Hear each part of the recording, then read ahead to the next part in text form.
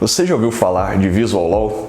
Meu nome é Thales Calazzi, eu sou advogado na área de Direito e Inovação e hoje eu vou te explicar, a gente vai começar com a nossa aula de Visual Law 101. Bom, para a gente começar, eu preciso te explicar o que é o termo 101. 101 significa basicamente elementar, essencial. Qualquer curso que você entrar, nos Estados Unidos principalmente eles usam essa terminologia, esse 101 significa que é a aula básica, o que trata os conceitos iniciais, e é justamente isso que a gente vai buscar trabalhar aqui hoje. Então, bom, Visual Law, primeiro, o que é isso, né? Afinal, é um termo que ele vem sendo muito empregado no Brasil, principalmente, porque no exterior não é tão utilizado esse termo para designar essa área que a gente estuda, mas ele é uma fração do Legal Design. Legal Design é uma forma diferente da gente olhar para o direito, colocando o cidadão ou o judiciário ou outros advogados ou, enfim, com quem nós vamos interagir no centro. A gente trabalhar de uma forma poderosa com as nossas petições, contratos, manifestações, inclusive processos de gestão jurídica para trabalhar o direito de uma forma mais impactante, que tenha mais resultado. E o Visual Law é justamente uma das formas de exteriorização desse direito de uma forma mais impactante através de elementos visuais. Então, quero que você entenda o Visual Law como uma fração desse Legal Design, que é uma grande área para fazer o direito de uma forma diferente, sendo que o Visual Law, como o próprio nome propõe, é o direito visual. A gente trabalha o direito com informações visuais. Então, superado esse primeiro ponto, nós vamos para os benefícios. O que a gente tem? Por que é importante a gente usar essa técnica? Então, eu vou te dar alguns dados. Por exemplo, um dos maiores males que assolam o Poder Judiciário hoje, numa pesquisa que foi rodada pelo grupo Visual Law, são petições prolixas, com argumentação genérica. O que isso significa? São petições que basicamente trabalham as mesmas informações que dariam para fundamentar toda e qualquer ação. Então é uma ação que não tem necessariamente uma manifestação para aquele caso concreto, mas são páginas e páginas de Ctrl+C, Ctrl+V que não chegam a lugar nenhum. E redação prolixa também, aquela redação que se enrola, se enrola, se enrola. Você poderia trabalhar algo que trabalhou em 5 páginas em apenas 2 parágrafos. E a gente consegue trabalhar isso, por exemplo, com esquemas gráficos, com algumas formas visuais que trabalhem uma informação de uma forma mais interessante do que no texto. Eu não estou falando que a gente vai deixar o texto de lado, até porque na parte jurídica isso é uma tarefa bem difícil, não te proponho fazer isso. Mas a gente pode trabalhar com elementos visuais para complementar a nossa petição, o nosso contrato, a nossa manifestação.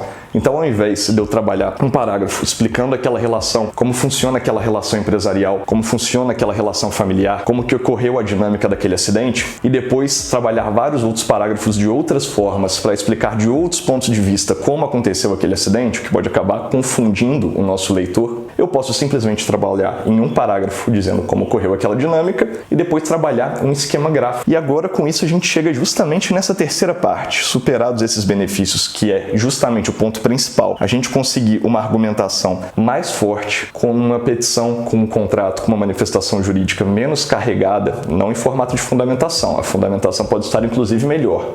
Mas eu falo aqui na questão da redação prolixa e genérica. A gente consegue isso com algumas formas visuais específicas. Então eu cito aqui para você, por exemplo, a questão de imagens, a questão de ícones e a questão de esquemas gráficos. Vamos lá.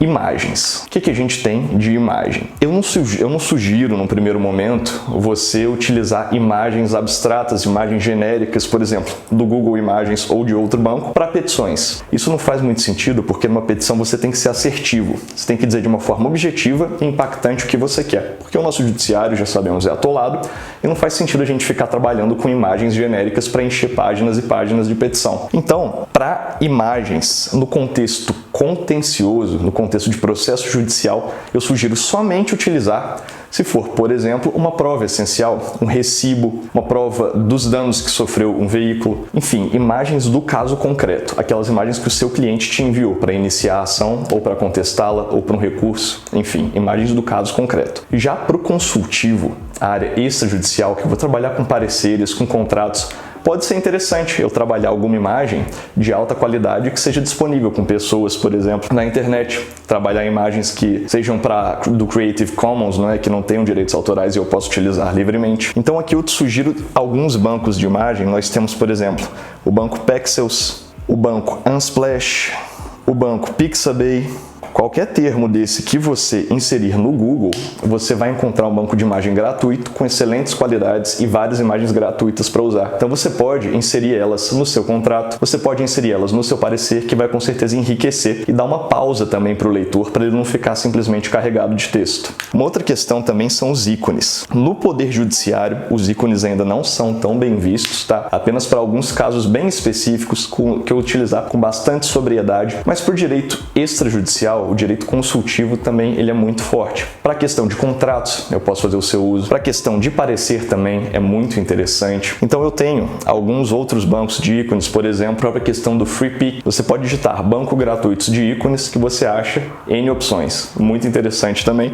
E você pode fazer esse uso sem maiores dificuldades. E por fim, temos a questão dos esquemas gráficos. Os esquemas gráficos, diferente das outras duas opções anteriores, é excelente para o contencioso, para o Poder Judiciário, justamente pelo fato de eu conseguir fazer aquela primeira proposta de reduzir bastante a questão da argumentação genérica, a argumentação prolixa e trabalhar de uma forma visual. Então, por exemplo, num primeiro momento eu explico com o meu texto como funcionou a dinâmica daquele acidente e depois eu mostro num exemplo gráfico como funcionou, que o veículo estava indo em determinada direção e ele tinha simplesmente duas opções: ou ele freava bruscamente e um outro veículo atrás ia colidir, não tinha jeito, ia colidir, mas ia ser uma colisão de menor potencial, ou simplesmente o nosso cliente não freava, colidia com o veículo que estava à sua frente e o dano ia ser muito maior. Então, com um simples esquema gráfico, que dá para ser feito em diversos bancos diferentes, eu consigo mostrar de forma clara para o juiz, além do meu texto, que aquela foi uma conduta que geraria menor dano. Então, eu consigo me excludente ou até minorar a responsabilidade do meu cliente com um simples esquema gráfico que eu consigo trabalhar ao invés de páginas e páginas de texto, porque o ser humano é um animal extremamente visual. Então a gente trabalhando isso de uma forma gráfica, a gente consegue trazer de uma forma muito mais impactante. Então basicamente essa daqui é toda a conceituação que a gente tem num primeiro momento. Eu espero que tenha feito sentido. A gente também fica à disposição e até um próximo vídeo.